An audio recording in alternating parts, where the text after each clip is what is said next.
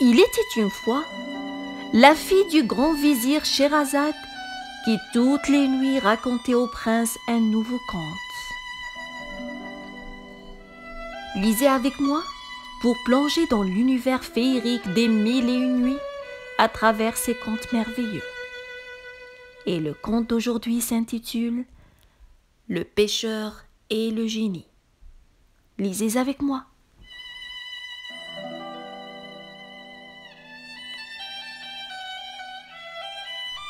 Il y avait autrefois un pêcheur très pauvre qui peinait beaucoup à gagner de quoi faire subsister sa femme et ses 3 enfants. Il allait tous les jours à la pêche, mais il s'était donné comme règle de jeter ses filets 4 fois seulement. Un matin, il se rendit au bord de la mer et jeta ses filets.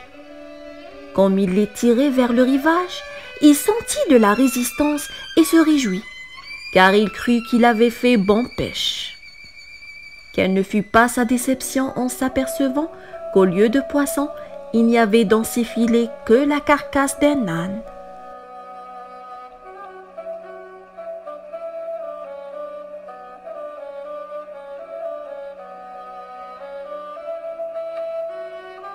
Après avoir réparé les dégâts que la carcasse avait causés au filet, il les jeta à nouveau. En les retirant, il sentit encore plus de résistance que la première fois. Mais il fut déçu d'y trouver seulement un panier plein de vases. Lava les filets que la vase avait salis, les jeta une 3e fois, mais en les ramenant, il n'y vit que des pierres et des coquillages. Il lança ses filets une dernière fois. Quand il jugea qu'il devait y avoir du poisson, il les ramena. Il n'y en avait pas, mais à la place, il trouva un lourd vase de cuivre jaune avec un couvercle de plomb. « Je le vendrai !» se dit-il joyeusement, « et avec l'argent, je m'achèterai du blé. » Il songea alors que le contenu du vase pouvait être précieux. Il le secoua pour voir si ce qui était dedans ne ferait pas du bruit. Comme il n'entendait rien, il décida de regarder. Il prit son couteau et, non sans peine, l'ouvrit. Il pencha le vase pour en faire tomber le contenu, mais rien ne sortit, ce qui le surprit beaucoup.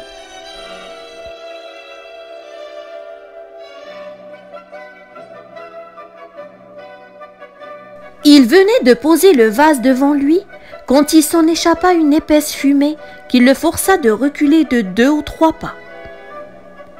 Cette fumée s'éleva jusqu'au nuage, puis, quand elle fut toute sortie du vase, se réunit pour former le corps solide d'un génie d'une grandeur si démesurée que le pêcheur voulut s'enfuir. Mais il était tellement effrayé qu'il ne put marcher.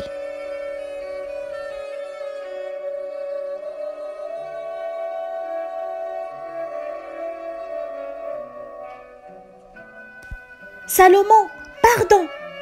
s'écria le génie. « Je ne me poserai jamais plus à vos volontés. » Le pêcheur n'eut pas plutôt entendu les paroles du génie qui se rassura un peu et lui dit « Que dis-tu ? Il y a plus de 1800 ans que Salomon est mort. Raconte-moi plutôt ton histoire et dis-moi pourquoi tu étais enfermé dans ce vase. »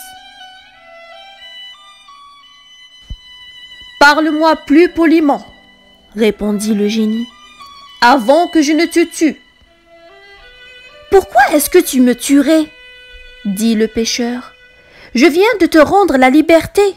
L'as-tu oublié ?»« Je m'en souviens, » dit le génie, « mais cela ne m'empêchera pas de te faire mourir. »« Alors, c'est ainsi que tu veux me récompenser du bien que je t'ai fait ? » Je ne peux pas te traiter autrement.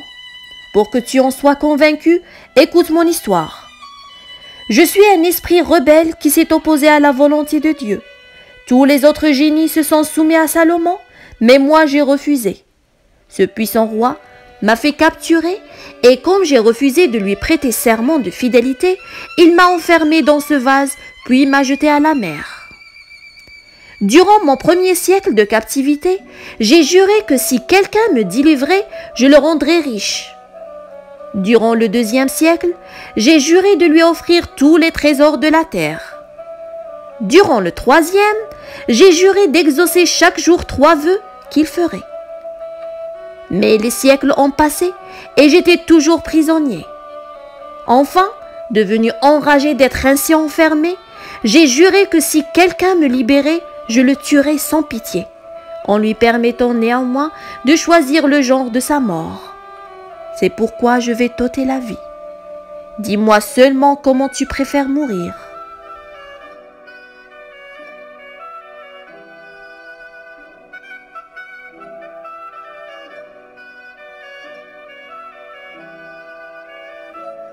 Ce discours désola le pêcheur. « Je suis bien malheureux d'avoir rendu service à un ingrat, s'écria-t-il.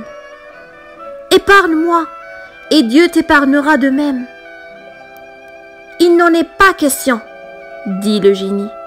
Dis-moi seulement de quelle manière tu veux mourir. » La nécessité rend ingénieux. Se voyant perdu, le pêcheur imagina un stratagème. « Puisque ma mort est assurée, dit-il, je me soumets à la volonté de Dieu. Je te conjure toutefois, avant de m'exécuter, de répondre à une question. »« Demande-moi ce que tu voudras, dit le génie. »« Je voudrais savoir si tu étais réellement dans ce vase. Oserais-tu le jurer ?»« Oui, reprit le génie, je jure que j'y étais. »« Je n'arrive pas à le croire, répliqua le pêcheur. Ce vase ne pourrait même pas contenir un de tes pieds. Comment y serais-tu entré tout entier? Pourtant, j'ai été tel que tu me vois. Non, je ne te crois pas, à moins que tu me fasses voir comment c'est possible.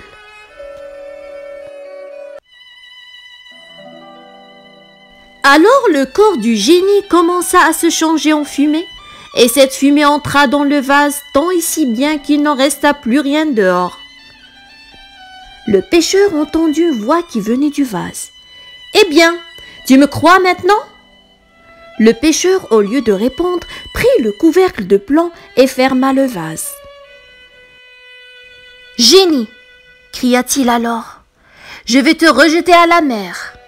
Puis, je préviendrai tous les pêcheurs qui viendront jeter leur filet de ne pas libérer un méchant sujet comme toi, qui a fait serment de tuer celui qui le délivrera. » Malgré tous ses efforts, le génie ne parvint pas à ressortir du vase. Il prit le parti de rester calme et dit d'une voix bienveillante. « Je t'en prie, ne fais pas ce que tu dis, je voulais juste plaisanter. Ouvre le vase et rends-moi la liberté. Je te promets que tu ne le regretteras pas. »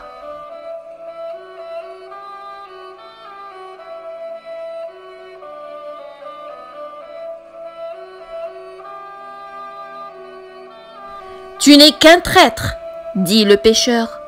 Je mériterais de mourir si j'avais l'imprudence de me fier à toi. En te laissant dans ce vase et en te jetant à la mer, je vais te rendre inoffensive jusqu'à la fin des temps. »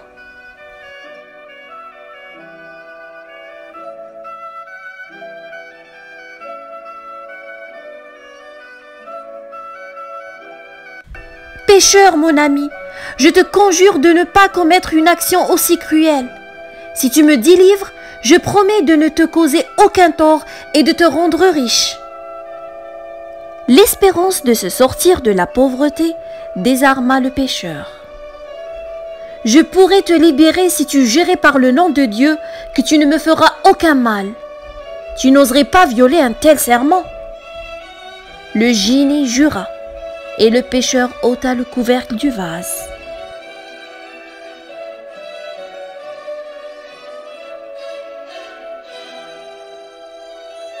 Le génie reprit sa forme comme auparavant. Dès qu'il fut libre, la première chose qu'il fit fut de jeter le vase à la mer. « Génie, qu'est-ce que cela signifie ?» s'écria le pêcheur très inquiet. « Oserais-tu trahir ton serment solennel ?»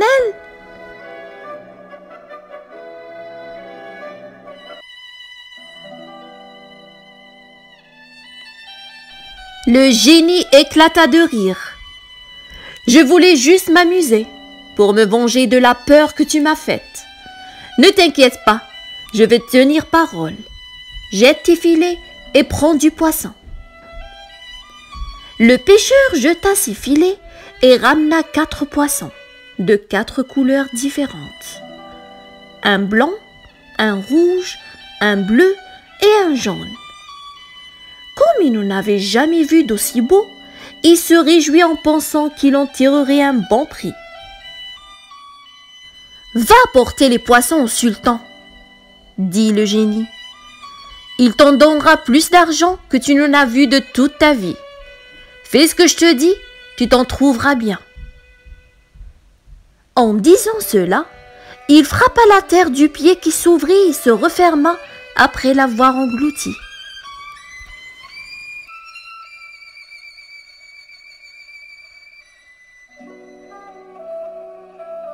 Le pêcheur, résolu à suivre les conseils du génie, rentra en ville et se rendit au palais du sultan pour lui proposer les poissons. Celui-ci fut ravi lorsqu'il les vit. « Porte-les à ma cuisinière, » dit-il à son vizir, « car j'imagine qu'ils seront aussi bons que beaux. Compte aussi 400 pièces d'or à ce pêcheur. » Le pêcheur, qui n'avait jamais vu autant d'or à la fois, crut d'abord qu'il rêvait. Mais en entendant tinter les pièces alors qu'il rentrait chez lui, il comprit que grâce au génie, il était tiré de sa misère. Il fit bon usage de sa fortune et fut heureux le reste de ses jours.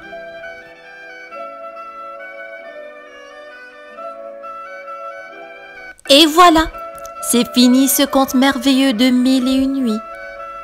J'espère que vous avez aimé.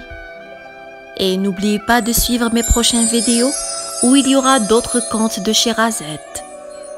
Si vous avez aimé cette vidéo, likez-la, partagez-la avec vos amis et n'oubliez pas de vous abonner à ma chaîne Le Monde des Contes avec Nawel. À la prochaine!